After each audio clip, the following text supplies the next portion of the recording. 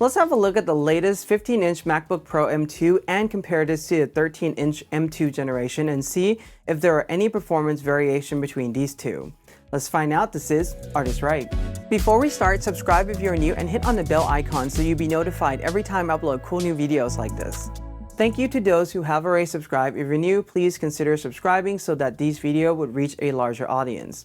All the content on this channel are self-funded, especially for these Mac comparison videos. If you find this content helpful, please consider supporting the channel. I'll leave a link to the tip jar in the description, or you can choose to use YouTube Super Thanks as well. All the contributions would come to directly run this channel and goes into a funding for future hardware purchases. As usual, I'll be sharing with you a lot of information. I highly encourage that you pause the video so you can analyze the result yourself in addition to the analysis I'll be sharing with you, and there'll be timestamp to the various tests in the description. With this in mind, we are looking at the M2 MacBook Air, and we are going to compare the 13-inch model from the previous year to the current generation 15-inch model that Apple have just released. With this in mind, I have configured the 15-inch model to be the exact same configuration as the 13-inch model that I have been using for the past year. So we're really going to find out if the performance between these two are the same or not. When they put the M2 chip in a 15-inch chassis, are we getting a better performance, better thermal? Is it going to run faster, or is everything the same? Because if everything is the same, what this really means is that in the description, there'll be a whole list of the videos that I've tested the M2 generation machine already, and the only decision beyond just picking the right machine for you and right memory configuration is to just pick the screen size. Do you want the larger screen or the smaller screen? However, if there are drastic performance differences, that means I have to go back and retest everything. That means more videos will be released on this channel. So we'll find out soon enough. But essentially for this, what I have done is gone through and test everything on these two machines fresh, just to make sure the results are going to be consistent. And for this, I have upgraded the memory to 24 GB. This is pretty much the max for these machines, 512 GB SSD. And for these two, we're looking at a price delta of $100 between these two. So depending on if you want the larger screen or not, these are different options that you can choose. Now, I'm also going to include other reference results from Pro Desktop Max and also, for example, M1 and also M2 Pro as well. I'm not including so much of the laptop machine in this round of testing and the result, just because the scale in terms of performance would be very similar to each other. And the other thing too is that I haven't really gone back and tested many of the laptops again. So I want to make sure that the results that I'm sharing with you are probably the most current as much as possible. Something to note here is that on the M2 and the M1 Max, these are based on previous testing results, and I will point them out to you in the charts where this may make a difference in performance. And with this in mind, I know that many of you would prefer that I test almost every single configuration, but that is just financially not possible. So I have picked only a few machines, particularly for this 13 versus 15-inch testing. I've configured them the same, and we're going to see, like I said, if the performance are the same or not. If they are, then all the previous tests that I've done on the M2 generation machine, especially the laptop one, are definitely going to still be valid. Remember as well that with Apple SoCs, there are segmentation. These are more of the consumer-leaning SoCs, and they're also more the pro-oriented one. Simply put, this MacBook Air, can it handle a pro workflow? Yes, but it's going to drag along quite a bit.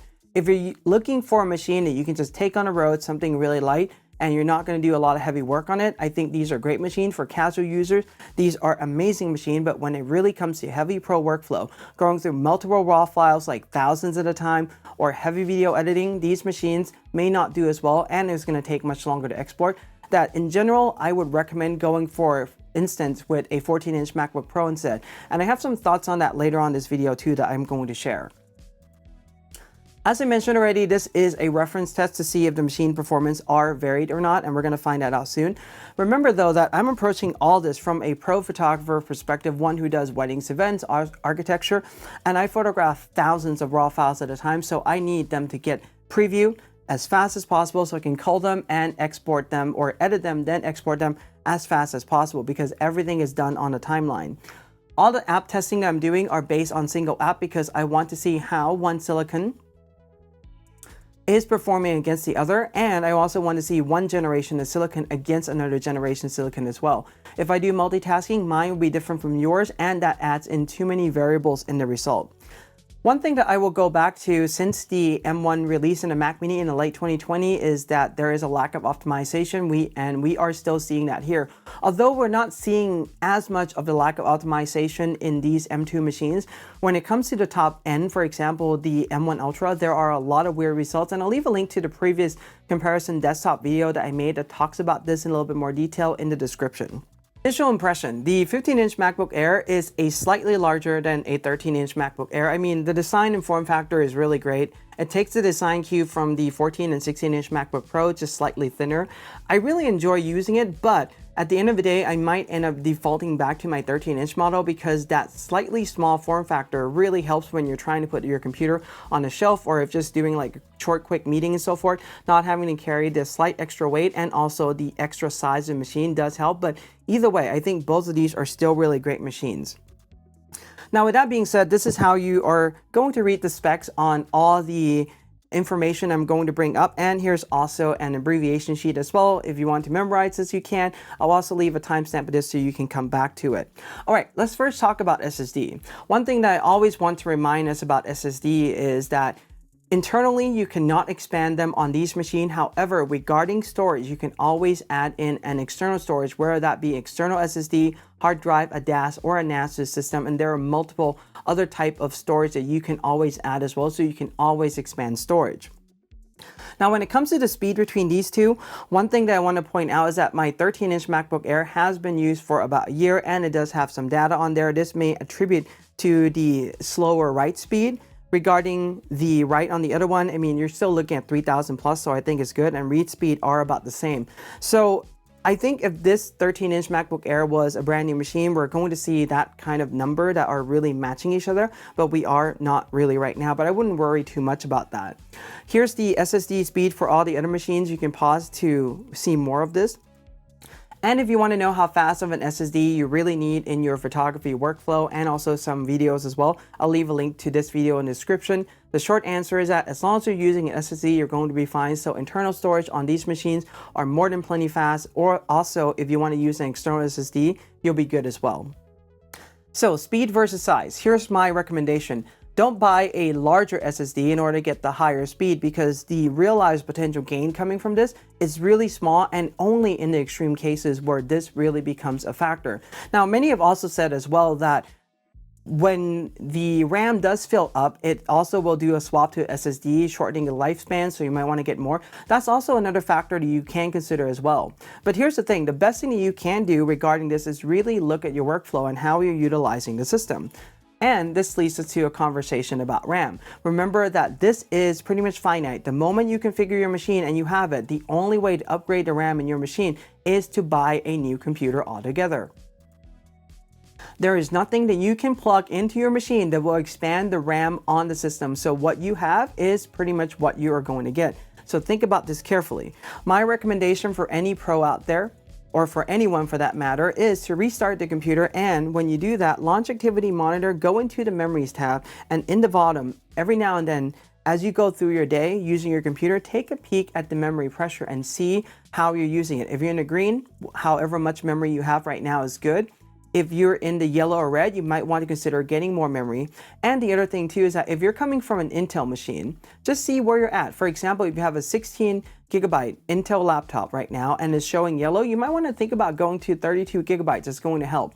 But one thing that I do definitely want to caution you is that if you're on an Intel with 32 gigabyte, don't go with a 16 gigabyte Apple Silicon, because that's still downgrading the memory. And as much as you may think it's okay because it's unified memory, the apps still use the memory. So something to consider there. Personally, for me, I prefer to use a program called iStatMenu because it shows me the memory pressure, the memory, and also keeps track of the statistical usage for up to 30 days. And I'll leave a link to their website in the description.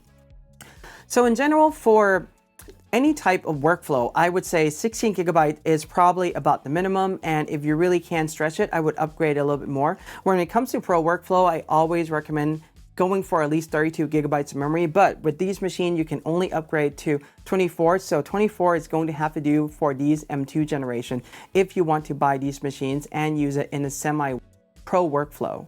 And now let's have a look at the result from Lightroom Classic. All these testing are done on Ventura 13.4. In Lightroom Classic, I tested both 12.3 and 12.4. The export time on these two and also render preview are exactly the same. So based on these two machines, the 13 and 15 inch, well, the 13 inch is pulling up a little bit ahead, but I wouldn't say that it is by much at all, maybe about a minute longer. In general, I would consider this within a margin of error of the two machines. In fact, I would genuinely think that the 15-inch MacBook Air would be a little faster. However, it is not. So what we have seen so far on some of the teardown videos is that Apple did not really change much at all regarding the thermal for the 15-inch model. So I would expect majority of the result to be the same, but we're going to continue to find out if this is going to be true or not. Here's the result compared to the other machine. You can start to see that the moment you start to break away from just the M2 generation, when you start to go to the Max and the Pro, you start to save more time. And here's one more thing to consider as well, is that when you go from these machines, especially if you've upgraded this much to the next in the lineup, for example, the Pro, the Max, or the Ultra, the price increase between these M2s going to the next one is really not that big at all. And I think you're getting a much bigger performance gain from it. And that's something that I would recommend. And now let's take a look at Lightroom 1000 file export from RAW. What we can see there is the 15-inch MacBook Air being slightly behind the 13-inch MacBook Air. Between both of these two numbers, I would consider these to be within a margin of error, the way how the machine is performing. Not that much of a big difference at all. And this is pretty much how the machine scales with the rest. Again, choosing any of the more pro or desktop machines is definitely going to really make a difference in your workflow. Let's now look at Lightroom Classic HDR Merge.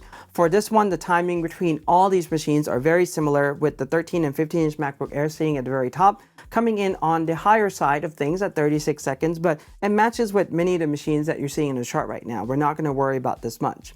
What about a Lightroom Classic Panorama Merge, taking 14 Nikon D810, merging this into a 314 megapixel image? So when we take a look at this number right now, what we're seeing is the 13-inch model pulling just slightly ahead, with the 15-inch coming a touch behind. Not that big of a variation. This is, I would say, starting to add a little bit more time in, but I wouldn't really worry about the performance between these two quite as much. So if you want the larger screen, I would just go with the 15-inch model. Some of these are within a margin of error, and I don't think it's really that big of a deal. Here's the result comparing this with the rest of the other machines in the lineup. Something to note is that the M2 and also the M1 Max, these are based on previous testing results, so bear that in mind.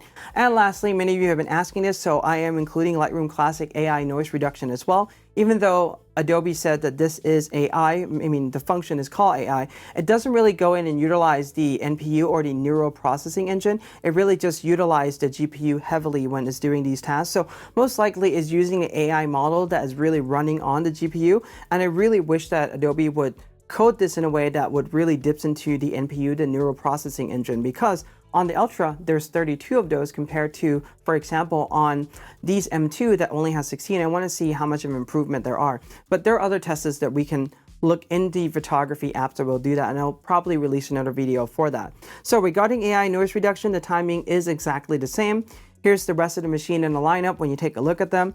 Obviously, because these have less GPU on the system, they are taking much longer to run compared to all the other machines in the lineup.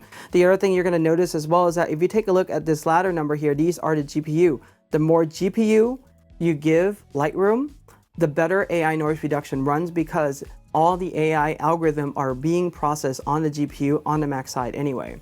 Now let's take a look at Lightroom. This is version 6.3.1 and also 6.4. Export time is the same. 13-inch is pulling just slightly ahead of the 15-inch model. Close to a minute, not really quite there yet. Wouldn't probably worry about this too much at all. This is a time spread between this and all the other machines. You can see there. These are reference result, but I don't think the timing is really going to change much in this version. In fact, if anything at all, the timing may be just a slight touch longer, because with the latest Ventura and also the latest Adobe software, things tend to take a little bit longer to run compared to previous or earlier versions of the OS and also the program. Now let's take a look at Capture One 23 version 16.2.13. With this, the timing is exactly identical on these two. So we're seeing a trend so far that performance between the 13 and 15-inch model are exactly the same. And we're going to see if this continue to hold or not. But you can see right there, these are the previous result. And if I run this test again, we're going to see numbers that I would say cluster close to this group, but it may not necessarily beat it, but the performance will be about the same. Now, the other thing to really look at in this chart and really think about here is that we have the Ultra machine in here, but the Ultra machine is not really doing that much better against, for example, the M2 Pro and the M2 Max desktop machine. So some variables to consider there, especially if using Capture One. It doesn't really go in and utilize it much, but it does go in and utilize somewhat of a system, and getting the M2 Pro, for instance, it's going to be a good move, or an M1 Pro for that matter, relative to just like this, the M2. Here's the export time between the two. The 15-inch MacBook Air is pulling just a few seconds ahead of the 13-inch model. Timing is exactly the same. Here's the export with the rest of the machine. Remember that these are reference value, that most of the time, from what I've seen so far with Capture One, the export time is about the same. So I would say that even though these are reference value, the timing is still going to be valid for this chart. Now let's take a look at Photoshop. For this, I am using Lloyd Chamber, Digital Lloyd Test. I'll leave a link to his website in the description, and these are the 3 tests that I am running. This is an excerpt from his website. So let's take a look at Photoshop speed. When it comes to these two, for instance, the 13 and 15 inch tends to run just a touch slower. And when I say a touch slower, we're talking about maybe like a second or a second and a half longer that we're not really going to notice much on these testing in Photoshop speed.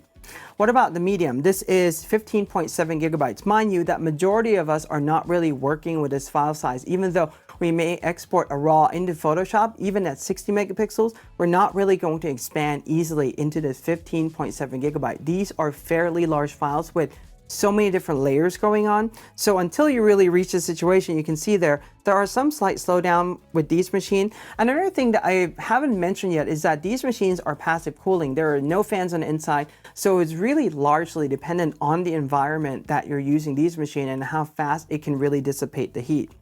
And lastly, this is Photoshop Huge, where there are a lot of things to talk about. This is 56 gigabytes of memory.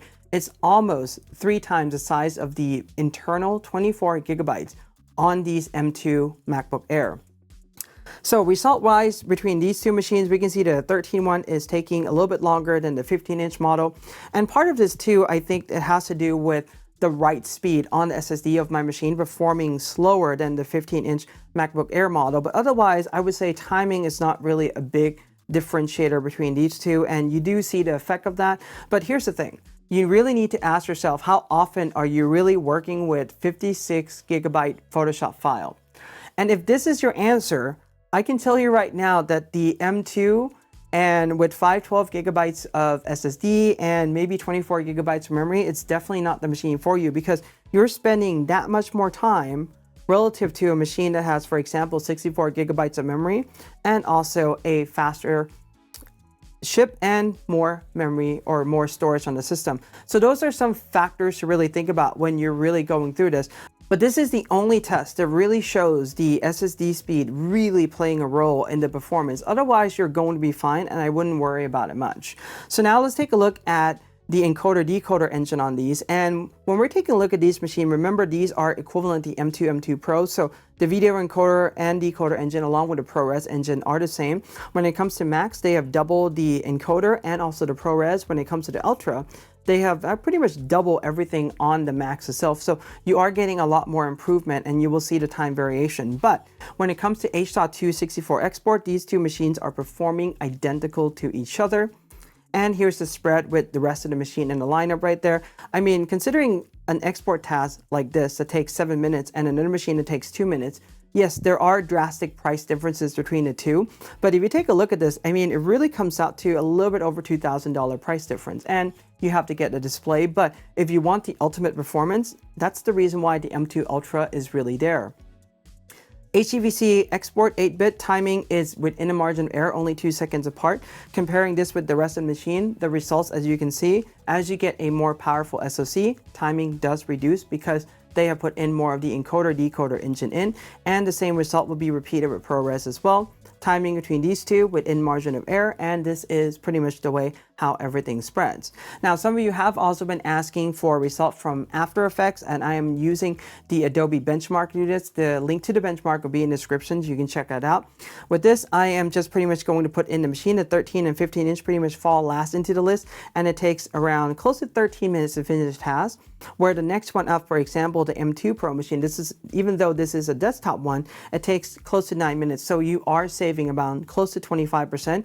And as you really start to go up in machine, for example, the Ultra is taking a third of what this machine is really taking to really get the task done. So those are factors that you want to consider in depending on your workflow and what you want to do. And like I said, most of the time, if you're looking at the MacBook Air, you're not really going to be pushing it for an extreme workflow. You may be a photographer, you may be a pro, that's true, but you may just take these machine out on a road trip on a lighter edit and you come back and edit in your studio with a more powerful machine. So those are the factors to consider. The main question is, what does this really all mean? Well, from the testing that you have seen so far, the 13 and 15-inch model are performing pretty much identical, exactly the same on many of the tests. What this is telling me is that all the previous testing that I've done with the M2 are valid. So the first question you need to ask yourself is, do you need the 15-inch? Do you want the 15-inch? Pick the screen size, and when it comes to picking the silicon, just go and watch my previous video, and all those links will be in the description, and that will give you the idea for which machine you want to get. So like I said, get the screen size that you want. Now, if you're a new purchaser, you're just coming from a PC, really ask yourself though, what is your workflow? If you are a pro, do not look at these machines. This is not something I recommend. Passive cooling is a big factor that slows these machines down. The other thing is that these thin form factor can only dissipate so much heat, and you're looking at the more consumer-oriented SoC. If you're a pro, go with the Pro, Max, or Ultra, and if you want the laptop, is either the Pro or the Max. Those are going to be better options. But if you're just coming from an Intel machine and a really old PC, and you're just going to casually use a machine, I think that any of these, you don't even need to upgrade to 24 gigabytes of memory, are going to be a fantastic machine. For upgraders, this would all depends. Coming from Intel, this would be a good machine in general, especially if you're a Mac user. But if you are a pro, again, I wouldn't look at the Air for all the reasons that I've listed already. And when it comes to upgrading your current machine right now, especially if you already have an Apple Silicon, really think about the justification to upgrade. Do you want the larger screen? That would be the main thing why you may want to upgrade to this new 15-inch MacBook Air. And a couple of other factors that you need more SSD, you need more memory in the system because there's no way to expand it. Or you just want to change the modal. Let's say you already have a desktop machine, but you need something light, small, and maybe not as powerful as a desktop one to go mobile, then I think that these MacBook Air would fit into the workflow just fine. I've also created this chart with an upgrade path as well. The easiest thing that you can do is put yourself on the silicon you currently have. For example, if you have the M2, there are many pathways to upgrade. You can upgrade linearly within a generation, or the other thing that if you have an M2 already, whether that is, for instance, in a Mac Mini or in a laptop, you may want to consider getting the M1 Max, or if you have a desktop, the M1 Ultra, that's going to definitely bump up the experience and the performance that you're going to get out of the machine, and you don't necessarily have to do the linear upgrade only. For example, if you have an M2 Max laptop, considering getting the M1 Max is also still a really good idea. So some ideas for upgrade path, you can just use this and draw your own conclusions based on the SoC that you have. Now, one thing that I'm also going to point out, very similar to what I have pointed out in the 13-inch generation, is that you are getting a slightly larger 15-inch screen diagonal versus 14. And when we configure this, almost everything the same, 512 gigabyte SSD, we upgrade this as much as we can to 24 gigabytes of memory, where this one, the MacBook Pro, is still running on 16 gigabytes of memory, and we're still using the base SoC on that one. Performance on the M2 Pro is definitely going to be faster than, for example, just the M2, but we're really looking at a price delta of around $100. And if you're looking at a 15 versus a 14, and if you're a pro, my recommendation is to go for the 14-inch model. The reason why is because you're getting the Pro SoC, whether that is M2 Pro, or if you look at, for example, the M1 Pro refurb, those are really good values to consider as well. But particularly though, the M2 Pro and the 14-inch, because you also get a mini LED Liquid Retina XDR display that is definitely a step up in display quality compared to the 15-inch MacBook Air model. You also get extra ports, for example, HDMI, SD card slot. There's an extra Thunderbolt port on the side of the device, and you also get a more robust machine that has active cooling. That means there is a fan on the inside. So there's a few other reasons as well, but if you are a pro, definitely get the 14 or look at the 14-inch MacBook Pro instead. And with the price delta of just $100, this is definitely a better buy for sure. All right, I've also created this chart based on the apps, and you can see good, better, or best depending on the app that you're using. Lightroom Classic, you can go there, good, better, or best. It just comes down to you want the best performance possible. M2 Ultra or M1 Ultra are going to do just fine. When it comes to Photoshop, you don't really need the Ultra for those. I would say that the Pro or Max will do perfectly well. The only thing that you want to think about when you're getting a machine to work on Photoshop is to upgrade more RAM on the system, because Photoshop can definitely go in and use it. Now, when it comes to Capture One, I definitely recommend the Max, either M1 or M2, but I always recommend the base SoC. Spending that extra $200 to upgrade for a few extra cores of GPU, Capture One will not realize that potential whatsoever. So get the Max, but get the base SoC, because that is the sweet point in performance per price. And when it comes to Final Cut, if you want the best performance possible, M2 Ultra is definitely the way to go. M1 Ultra is performing just about the same with the 2 Max generation when it comes to export and encoding decoding. But if you are using another program, for example, such as AfterEffects, then I would say that going with the Ultra is definitely going to help, because that utilizes heavily the CPU in the system, and having double the amount of CPU going from the Max to the Ultra is definitely going to reduce the export time. As far as RAM go, I always recommend, even for like casual workflow, go with 16 gigabytes of memory. You're going to thank yourself, especially if you keep the machine longer. For pros, I always recommend at least 32. And if you're looking at these 13 and 15-inch MacBook Air, then I would say go for like 24 gigabyte, because it will definitely come in handy for that. And regarding SSD, 512 would probably be the minimum. 256 is just way too small. Let's just be honest about that. And if you really think you may need a little bit more space, or you want to get a little bit more speed on that, I would say going for 1 terabyte, it still offers a good performance per value price point. So remember that with these M1, M2 SoCs, especially on these MacBook Air 1, they are more consumer leaning, and the other thing is that they are passive cooling. There's no fan on the inside, so the moment things heat up, what it has to do is go through the thermal throttle that pretty much limits the speed of the machine in order for the SoC to dissipate heat and cool down, and not go to pretty much a thermal runaway and pretty much destroy your machine. So those are things to remember there. And as I always say in these videos, there's really no one size fit all for a budget. So think about what you really need, what your workflow is, what you're going to get these machines for, and that's going to give you the best idea as far as which machine to configure, especially when it comes to these laptops. And I hope you find that information helpful. If you have any questions or comment, leave them below. Give this a like, subscribe, and hit the bell if you're new. And in Art we trust.